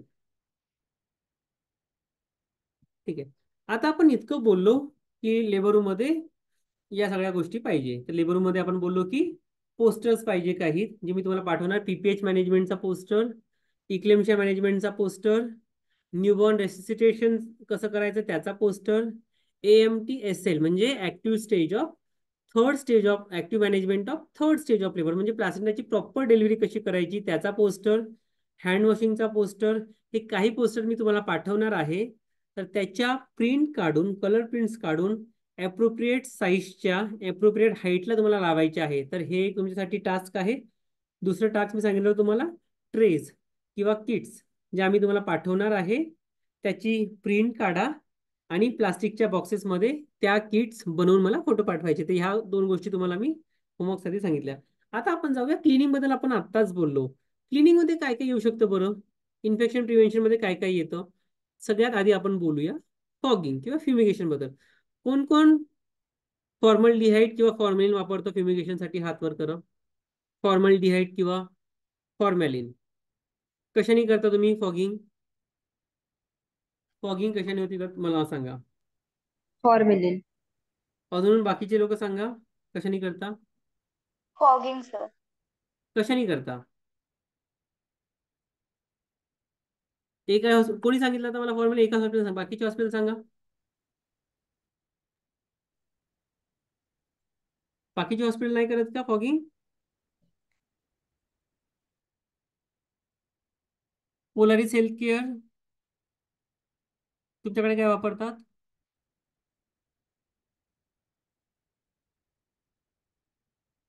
सुखकर्ता हॉस्पिटल तुमच्याकडे काय वापरतात. Formally sir. फॉर्मॅलिन. तर गव्हर्नमेंट ऑफ इंडियाच्या गाईडलाईननुसार फॉर्मॅलिन हे काही वर्ष आधीच बॅन झालेलं आहे. फॉर्मॅलिन किंवा फॉर्मलडिहाइड आपण आता फॉगिंगसाठी वापरत नाही. ठीक आहे, का बरं वापरत नाही. कारण फॉर्मॅलिन हे कार्सिनोजेनिक आहे, कॅन्सरस आहे, म्हणून गव्हर्नमेंट ऑफ इंडियाने याच्यावर 5 वर्ष आधीच बॅन केलेलं आहे. तर कुठल्याच लेबर रूम मध्ये फॉगिंग किंवा फ्युमिगेशनसाठी फॉर्मॅलिन वापरायचं नाही. मग काय वापरायला पाहिजे. काय एजंट आहे जो रिकमेंडेड आहे. हायड्रोजन परऑक्साईड आणि सिल्वर नायट्रेटचं जॉईंट सोल्युशन जे इकोशील्ड नावाने येतं. ठीक आहे, तर 11% हायड्रोजन परऑक्साईड आणि 0.01% सिल्वर नायट्रेट है ना, हे इकोशील्ड नावाचं जॉईंट सोल्युशन येतं आणि फॉगिंगसाठी हे सोल्युशन रेकमेंडेड आहे. ठीक आहे, फॉर्मलडिहाइड किंवा फॉर्मॅलिन हे तुम्हाला बंद करायचं आहे. असे सगळे जर जेव्हा तुम्हाला विचारतील की फॉर्मॅलिन वापरता का, फॉर्मलडिहाइड वापरता का, जर तुम्ही हो म्हटलं तर तुम्हाला त्याचे मार्क 0 भेटतील. ठीक आहे, तर फॉर्मॅलिन हे बंद करायचं. आता कसं करायचं आहे, कसं वापरायचं आहे. तर याच्यासाठी 1:4 रेशोमध्ये तुम्हाला सोल्युशन घ्यायचं आहे. 1:4 म्हणजे काय. 1 भाग सोल्युशन आणि 4 भाग पाणी. ठीक आहे, जर तुम्ही 1 लिटर सोल्युशन घेत असाल तर तुम्हाला मग 4 लिटर पाणी घ्यायला पाहिजे. आता किती घ्यायचं पण, तर याचा वापर हा नेहमी तुमच्या लेबर रूमच्या किंवा ओटीच्या एरियानुसार आहे. जर तुमची ओटी ही 1000 क्युबिक फीट आहे, म्हणजे लांबी, रुंदी आणि उंची याला कॅल्क्युलेट करून जी युजली असते आपली डायमेन्शन ते 1000 क्युबिक फीट असते. त्याच्यासाठी तुम्हाला 1 लिटर सोल्युशन घ्यायचं आहे. आता 1 लिटर सोल्युशन घ्यायचं म्हणजे काय घ्यायचं आहे. 200 ml सोल्युशन आणि 800 ml पाणी, हे टोटल किती होतं 1 litre. So 1 litre solution for 1000 cubic feet area of labour room and ओटी. ठीक आहे, तर याच्यानुसार तुम्हाला तुमच्या लेबर रूमचा एरिया कॅल्क्युलेट करायचा आहे आणि त्याच्यानुसार तुम्हाला सोल्युशन मध्ये ऍडजस्टमेंट करायची आहे. हे मी कशासाठी सांगितलं तुम्हाला. 1000 क्युबिक फीट, 1000 क्युबिक फीट साठी किती. 1 लिटर. 1 लिटर म्हणजे काय. 200 ml सोल्युशन म्हणजे इकोशील्ड आणि 800 ml पाणी, साधं पाणी. असं 1 लिटर सोल्युशन हे 20 मिनिट्स तुम्हाला फॉगरमध्ये चालवायचं आहे आणि 60 मिनिटासाठी तुमची लेबर रूम किंवा ओटी जिथेही तुम्ही फ्युमिगेट करत आहे हा त्याचा कॉन्टॅक्ट टाइम आहे. तर 1 तासासाठी तुमची रूम बंद असायला पाहिजे आणि 1 तासानंतर तुम्हाला लेबर रूम किंवा ओटी ही रियूज करता येते. म्हणजे ओव्हरनाईट बंद करायची गरज नाही. कळलं का हे फॉगिंग? नवीन काय येस. सांगितलं मी? है ना? तर फॉर्मॅल्डिहाइड किंवा फॉर्मॅलिन हे वापरायला नको. तर काय वापरायचं? इकोशील्ड नावाचं सोल्युशन किंवा बॅसिलॉइड नावाचं सोल्युशन जे येतं तेही तुम्ही वापरू शकता. तर हे झालं तुमचं फॉगिंगसाठी. दुसरी गोष्ट येते ऑटोक्लेव्हिंग. ऑटोक्लेव्हिंगच्या आधी आपण बोलूया इन्स्ट्रुमेंट क्लिनिंग. इन्स्ट्रुमेंटची क्लिनिंग तुम्ही कशी करता आफ्टर डिलिव्हरी? आता डिलिव्हरी झाली तुमच्याकडे, काय करता तुम्ही? इन्स्ट्रुमेंट जमा केले, मग काय कराल? वॉश करून ऑटोक्लेव्हला द्याल? काय कराल? नाही सर, काय करणार मग? इस्टिमेट आधी हायपोच्या ड्राय करणार. बरं, आधी ड्राय करणार की आधी वॉश करणार की आधी हायपोमध्ये टाकणार? आधी ब्लड वॉश करून ड्राय करू ना. हायपोमध्ये टाकणार. वॉश करून ड्राय करून हायपो मध्ये टाकणार, परत सुक्या कपड्याने पुसून मग बरं, हायपो तर मध्ये एक गोष्ट टाकणार. लक्षात ठेवा, हे आपण जे करतोय आधी वॉश करतोय मग ड्राय करतोय मग हायपोमध्ये टाकतोय, ही प्रॉपर पद्धत नाही. ठीक आहे? तर अगोदर प्रॉपर गाईडलाईन काय आहे? अगोदर हायपोमध्ये पहिले टाकणार. हायपोमध्ये टाकायला पाहिजे 10 मिनिटासाठी. 0.5% सोडियम हायपोक्लोराइडच्या सोल्युशनमध्ये 10 मिनिटासाठी आधी भिजवायचे आहे. काय होईल ते भिजवल्यामुळे? त्याला लागलेलं जे ब्लड आहे ते निघेल, है ना, ते लूज होईल. त्याच्यानंतर आपण का बरं हायपोमध्ये टाकतोय? म्हणजे जर आपल्याला निडल स्टिक इंजुरी झाली तर आपल्याला इन्फेक्शनची रिस्क ही कमी राहील, कारण त्या इन्स्ट्रुमेंटला ब्लड लागलेलं नसेल. म्हणून काय करायचं? आधी हायपोक्लोराइड सोल्युशनमध्ये 10 मिनिटासाठी भिजत टाकायचं. त्याच्यानंतर त्यांना साफ पाण्याने धुवायचे आणि मग ड्राय करून ऑटोक्लेव्हिंगला पाठवायचे. कळालं का इन्स्ट्रुमेंट क्लिनिंग? हो. डायरेक्ट वॉश करायचे नाही किंवा ड्राय करायचे नाही, आधी हायपोमध्ये टाकून त्याला लागलेलं जे ब्लड आहे ते सेपरेट होऊ द्यायचं 10 मिनिटामध्ये आणि मग वॉश करायला घ्यायचे. तर काय होईल? जर आपल्याला इन केस इंजुरी झाली किंवा निडल स्टिक इंजुरी आपण ज्याला बोलतो, तर आपल्याला इन्फेक्शनची रिस्क ही कमी असेल. ठीक आहे? आता ऑटोक्लेव्हिंग किती वेळ करायला पाहिजे बरं? 30 मिनिट्स. 30 मिनिट्स. 30 मिनिट्स. प्रत्येक आफ्टर प्रेशर बोलताय बरोबर? 30 मिनिट्स तुम्ही आफ्टर प्रेशर 30 मिनिट्स की पूर्ण हो. वेळ 30 मिनिट्स? After pressure. आता हा इन्स्ट्रुमेंट आहे, मी याला कपड्यामध्ये व्रॅप करून ड्रम मध्ये टाकलं, है ना. आता मी 4 वाजता टाकलं, 4:15 वाजता पहिली सिटी आली म्हणजे त्याला प्रेशर आलं. मग त्याच्यासमोर किती वेळ ऑटोक्लेव्ह करणार मी हा ड्रम? 25 मिनिट्स. कोणाला वाटते 25, कोणाला वाटते 20, कोणाला वाटते 30? आयडियल टाइम काय ऑटोक्लेव्हिंगचा? याला बोलतो आपण रॅप्ड इन्स्ट्रुमेंट, है ना, कारण आपल्याला काय 30. केलेलं आहे? कपड्यामध्ये रॅप करून टाकलेलं आहे. तर आयडियल टाइम आहे ऑटोक्लेव्हिंगचा 30 मिनिट्स आफ्टर प्रेशर. म्हणजे जेव्हा तुम्हाला सिटी येईल, पहिली जी विसल येईल, त्याच्यानंतर तुम्हाला ऍटलीस्ट 30 मिनिट्स हा ड्रम ऑटोक्लेव्ह करायचा आहे. कारण याच्यामध्ये टाकलेले इन्स्ट्रुमेंट्स डायरेक्ट स्टीम मध्ये येत नाहीये, स्टीमच्या कॉन्टॅक्ट मध्ये येत नाहीये, कारण ते कपड्यामध्ये किंवा गॉज मध्ये रॅप्ड आहेत. हे जर मी खुल्या ड्रम मध्ये टाकलं इन्स्ट्रुमेंट ऑटोक्लेव्हला, तर किती वेळ ठेवणार मग ऑटोक्लेव्हिंगचा drum? 20 minute. 20 minutes. Very good. तर काय गाईडलाईन आहे ऑटोक्लेव्हिंगची? जर अनरॅप्ड असेल इन्स्ट्रुमेंट, म्हणजे डायरेक्टली तुम्ही ड्रम मध्ये खुले सोडले असेल, तर 20 मिनिटामध्ये तुमचा जो लोड आहे तो ऑटोक्लेव्ह होईल. पण इन केस तुम्ही ड्रम बांधून ठेवलेला आहे कपड्यामध्ये किंवा कुठल्याही याच्यामध्ये, तर तो तुम्हाला 10 मिनिटं एक्स्ट्रा ऑटोक्लेव्ह करायचा आहे, म्हणजे 30 मिनिट्स. आता हा ड्रम मी बाहेर काढला, काढल्या पहिली गोष्ट काय करायला पाहिजे? ड्रम बाहेर काढल्यावर तो बंद करायचा. त्याला जे होल्स आहे ते बंद करायचे. आता हा ड्रम मी एकदा ओपन केला, मग किती दिवस वापरू शकतो? ओपन केला मी त्याला, वॉश 72 कमी आवर. उघडली, हा 48 आवर्स. ओपन केला मी ड्रम, उघडा केला, तर एकदा ओपन केलेला ड्रम हा नेहमी 24 तासात वापरायला पाहिजे. ठीक आहे? Okay okay sir. पण ड्रम हा ड्रम एक्झाम्पल बंद आहे, याला मी ओपनच केला नाही, तर हा मी 3 दिवसापर्यंत वापरू शकतो. ठीक आहे? 48 जर एकदाही तुम्ही ड्रमला उघडलं तर तो अनस्टाईल झाला, तर त्याला तुम्हाला 24 तासात वापरायचा आहे. पण तो जर जर तुमचा क्लोज आहे, त्याला तुम्ही शीट मध्ये बांधून स्टोअर केलेला आहे, तर अशा ड्रमला तुम्ही नेहमी 3 दिवसापर्यंत वापरू शकता. म्हणून ड्रमवर नेहमी 2 गोष्टी, एकदा तुमचं जे इंडिकेटर असतं है ना. लॉक त्याला आपण बोलतो. काय बोलता तुम्ही त्याला? सिग्नल लॉक, स्टीम इंडिकेटर काय बोलता? कलर चेंज होण्यासाठी काय बघता? ऑटोक्लेव्ह झालं की नाही हे बघायसाठी. लावत नाही तुम्ही त्याच्यावर हे इंडिकेटर नाही लावत का? हो लावतो. है ना. तर इंडिकेटर लावायचं आहे आणि वरून त्या ड्रम मध्ये तुम्ही काय ऑटोक्लेव्ह करत आहे है ना. इन्स्ट्रुमेंट्स आहेत, लिनन आहेत की गॉस पीसेस आहेत, हे सुद्धा लेबल करायला पाहिजे वरती. आणि सोबत काही काय लावायला पाहिजे? डेट ऑफ ऑटोक्लेव्हिंग. बरोबर. तर तुमची डेट यायला पाहिजे ड्रमवर. त्याच्यानंतर तुमचं काय ऑटोक्लेव्ह करताय तुम्ही, कसला लोड आहे तो यायला पाहिजे. कारण तुम्हाला काय होतं, बरेचदा आपण लिहत नाही वरती, मग आपण ड्रम ओपन करतो बघायला की याच्यामध्ये एक्झॅक्टली काय आहे. मग तो ओपन केला म्हणजे तुम्हाला तो 24 तासात वापरावा लागेल. हे जर तुम्ही ड्रमच्या वरती लेबलिंग केलं की याच्यामध्ये लिनन आहे, याच्यामध्ये इन्स्ट्रुमेंट आहे, तर गरज नसेल तर तुम्हाला ड्रम उघडायची गरज लागणार नाही आणि तो तुम्हाला समोरचे 2 दिवस वापरता येईल. आणि तुमचं इंडिकेटर लावून याचं रेकॉर्ड ठेवायला पाहिजे. कोण कोण रेकॉर्ड ठेवतो ऑटोक्लेव्हिंगचं? ठेवतो सर. आणि विघ्नर फ्युमिगेशनचा रेकॉर्ड, फ्युमिगेशनचा रेकॉर्ड ठेवतो. ते पण आपण आहे. समोर आपण बघणारच आहोत की काय काय रेकॉर्ड ठेवायचे. पण बेसिक हे गोष्ट तुम्हाला करायची आहे. आता मला सांगा, चिटल फोर्सेप कोण कोण वापरतो? चिटल फोर्सेप कोणाकोण? आपण बोललो आता फॉगिंग, ऑटोक्लेव्हिंग, इन्स्ट्रुमेंट क्लिनिंग, है ना. आता आपण बोलूया चिटल फोर्सेप बद्दल. चिटल फोर्सेप कोणाकोणाच्या लेबर रूम मध्ये आहे, ओटी मध्ये?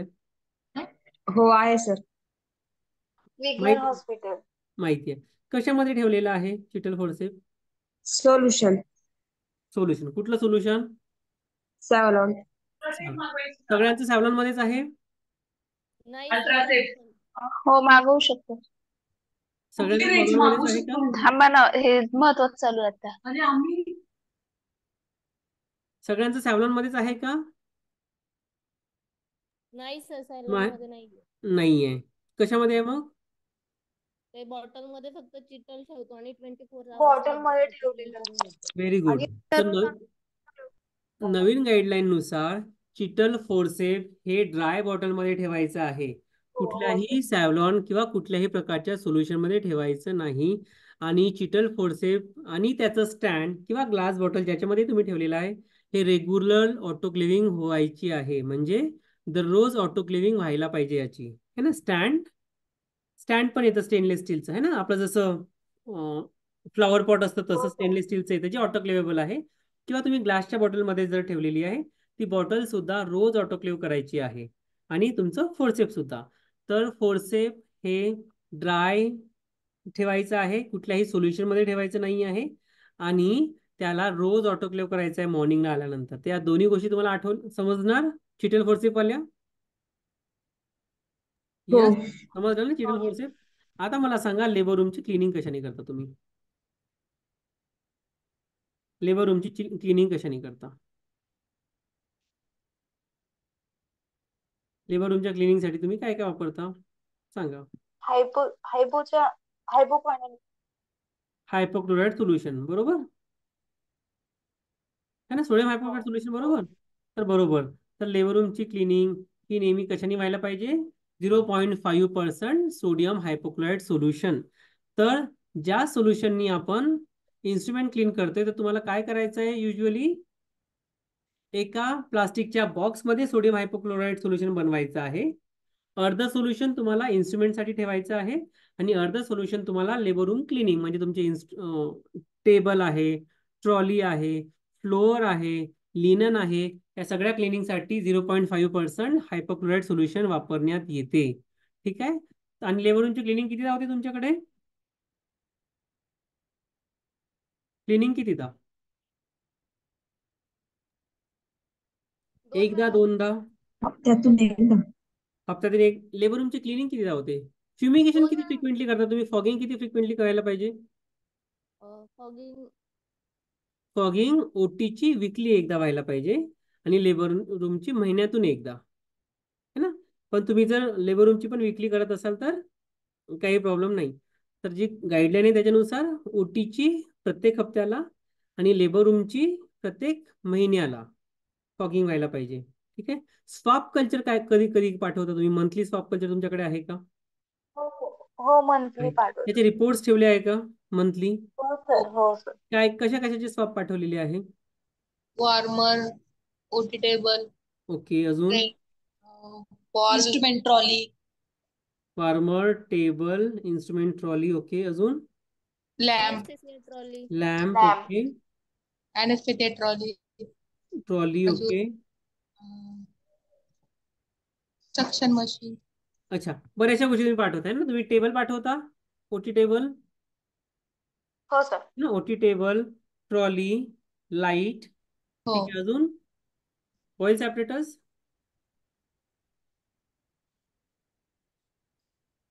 ऑइलचे पण पाठवता का? काय सर? फ्लोअरचा पाठवता का? फ्लोअरचा आणि वॉलचा? हो वॉल, वॉलचा पाठवतो. वॉलचा, वॉलचं फ्लोअरचा, जिथे तुमचा टेबल ठेवलेला आहे त्या फ्लोअरचा, त्या जवळचा? टेबलचं पाठ. ते टेबलचा पाठवता, फ्लोअरचा नाही पाठवत, बरोबर? हो सर. इव्हन फ्लोअरचा सुद्धा पाठवायला पाहिजे. तर floor, walls, table, trolley, lamp, ठीक आहे. जेही तुमच्याकडे वस्तू आहे त्या प्रत्येक गोष्टीचा स्टॉप जायला पाहिजे, है ना. जसे जिथे तुम्ही ऑटोक्लेव ड्रम स्टोअर करता, इवन त्या प्लॅटफॉर्मचा सुद्धा स्वॅप पाठवतात, ठीक आहे. तर एवढ्या गोष्टी तुम्हाला स्वॅप कल्चरसाठी मंथली पाठवून त्याचे रेकॉर्ड ठेवायचे आहे. आता मला सांगा, वेस्ट सेग्रिगेशनसाठी तुमच्याकडे काय काय आहे? वेस्ट सेग्रिगेशन कोणत्या कोणत्या कलरची डस्टबिन आहे? Blue, hello. Red, white, yellow. पण आता मी ब्ल्यू, ऑक्सिटोसिन इंजेक्शन देत आहो. मी आधी सिरिंज काढली, रॅपर काढलं वरचं. कुठे फेकायला पाहिजे रॅपर? ब्लॅक मध्ये. ब्लॅक मध्ये, कारण तो सामान्य कचरा आहे, जनरल वेस्ट आहे. सिरिंज आहे, सिरिंजचा प्लास्टिक पार्ट कुठे फेकायला पाहिजे? वरचा ब्ल्यू मध्ये. प्लास्टिक पार्ट सिरिंजचा रेड. सॉरी, रेड मध्ये. रेड मध्ये. कुठलीही गोष्ट जी रिसायकलेबल आहे, है ना, त्याला आपण नेहमी रेड मध्ये फेकतो. निडल कुठे फेकायला पाहिजे? खालची व्हाइट मध्ये. व्हाईट पंचर प्रूफ कंटेनर मध्ये. आता वाचलं तुमचं ऑक्सिटोसिनचं अँप्यूल, ते कुठे टाकायला पाहिजे? ब्ल्यू. ब्ल्यू मध्ये. तर काच नेहमी ब्ल्यू मध्ये, सामान्य कचरा नेहमी ब्लॅक मध्ये, मेटल शार्प जे आहे, ब्लेड्स, तुमच्या निडल्स, स्टिलेट, आयव्ही कॅनोलाचं, ते नेहमी व्हाईट पंचर प्रूफ कंटेनर मध्ये.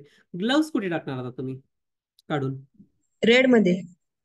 कोणाला वाटते ग्लव्स रेड मध्ये जाते, कोणाला वाटते ग्लव्स येलो मध्ये जाते?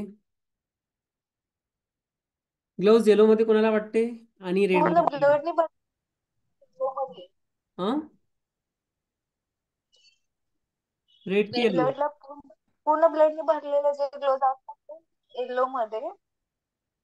आणि ब्लड लागले नसेल तर रेड मध्ये, बरोबर. तर ऍक्च्युअल गाईडलाईन जी आहे त्याच्यानुसार हो सर. ग्लव्ज नेहमी लाल मध्येच फेकल्या जातात. कुठल्या कलर मध्ये फेकल्या जातात ग्लव्ज? नेहमी रेड. का बरं? कारण ग्लव्ज हे रिसायकलेबल वेस्ट आहे, म्हणजे त्याला कुठेही गाडल्या जात नाही ग्लव्जला, किंवा जाळल्या जात नाही. त्याच्यावर सायकलिंग करून, प्रोसेसिंग करून ते परत पॅक होऊन वापस येते. म्हणून असे वेस्ट, म्हणजे प्लास्टिक वेस्ट जे आहे ते नेहमी रेड बॅग मध्ये. जर खूप ब्लड लागलं असेल तर त्याला 0.5 हायपोक्लोराइड सोल्युशन मध्ये 10 मिनिटं भिजवायचं आहे, पण त्याला काढून कुठे फेकायचं? येलो की रेड?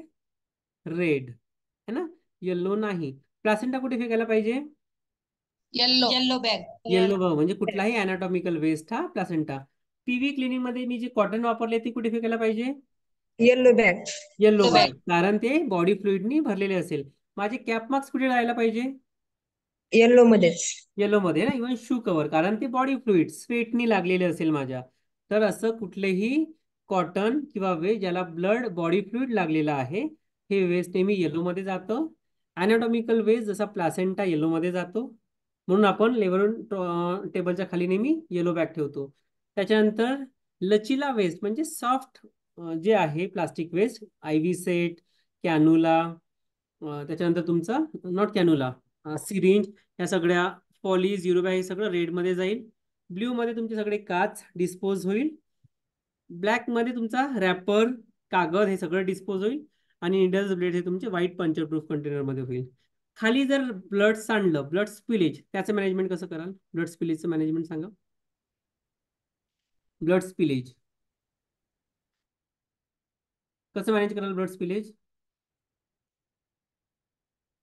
तर जर ब्लड खाली सांडलेला आहे तर त्याच्यावर काय टाकायचं आहे, पेपर टाकायचा आहे. 10 मिनिटासाठी तो पेपर ठेवायचा आहे. 10 मिनिटानंतर तो पेपर काढून तुम्हाला येलो बॅगमध्ये टाकायचा आहे आणि 0.5% हायपोक्लोराईडच्या सोल्युशनने तुम्हाला तिथे मॉबिंग करायची आहे.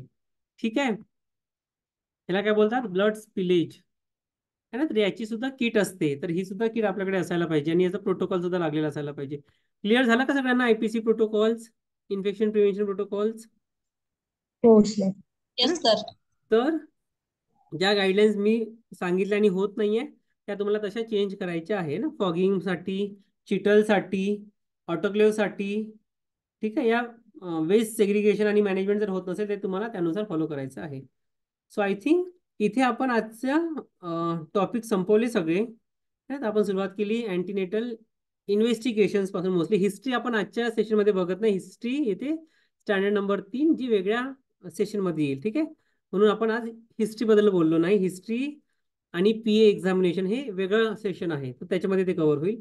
आजच्यामध्ये मोस्टली आपल्याला 75 ग्राम OGDT फोकस करायची होती, कारण जी होत नाही किंवा प्रोटोकॉल्स नुसार होत नाही. दुसरी गोष्ट होती आपण जी बघितली, ट्रेज. लेबर रूममध्ये आपल्या काही बेसिक ट्रेज असायला पाहिजे कॉम्प्लिकेशन्स मॅनेजमेंटसाठी, इमर्जन्सीसाठी, तर ते रेडी नसतात, तर ते आपल्याला बनवायचे आहे. तिसरी गोष्ट म्हणजे लेबर रूमची स्वच्छता आणि इन्फेक्शन प्रॅक्टिसेस, तर त्यानुसार आपण आज काही गोष्टी बघितल्या. काही प्रश्न आहे कोणाला याच्यामध्ये, या टॉपिक्समध्ये आजच्या? तर मी याची PPT तुम्हाला पाठवणार आहे आजची. ठीक आहे, आणि रेकॉर्डिंग पाठवणार आहे आणि चेकलिस्ट ऑफ ट्रेस जे मी आज तुम्हाला दाखवल्या, या 2-3 गोष्टी मी तुम्हाला आज व्हॉट्सअप ग्रुपला पाठवेल. तर सगळ्यांनी मला ट्रेस बनवून फोटो पाठवा, त्याला लेबल करून, आणि कुठल्या हॉस्पिटलमध्ये पाठवले हे सुद्धा लिहा.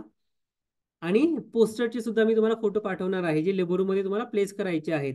तर त्याच्या कलर प्रिंट्स काढून तुम्हाला लेबर रूममध्ये लेबर टेबलच्या बाजूला जिथे तुम्ही वाचू शकाल अशा ठिकाणी ते लावायचे आहेत.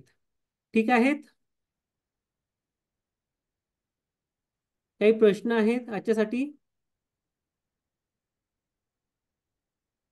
काही प्रश्न आजच्या टॉपिक्सवर नसेल तर मला वाटते आजचा सेशन No, बंद sir. करायला पाहिजे. आपण भेटूया पुढच्या मंगळवारी. आणि पुढच्या मंगळवार नंतर जसं मी सांगितलं होतं की एक आपला असेल गुरुवारीच पुढच्या एक मेंटरिंग सेशन, म्हणजे जे आज आले नाही किंवा लेट आले त्यांच्यासाठी आज एक आपण पुढच्या वीकला मेंटरिंग सेशन घेणार आहोत गुरुवारी. तर म्हणजे आपला सेशन असेल नेक्स्ट ट्यूजडे आणि मग नेक्स्ट थर्सडे. ठीक आहे, पुढे येणारा गुरुवार, पुढच्या वीकचा गुरुवार. ठीक आहे, परवाचा नाही. So thank you everybody. आणि मला सगळे पाठवा जे मी सांगितलंय तुम्हाला, जे मी तुम्हाला होमवर्क दिलेला आहे, टास्क दिलेला आहे. ठीक आहे, Okay, okay. Thank you very much. Very well explained. Thank you, sir. Thank you ma'am, thank you everybody. Thank you sir.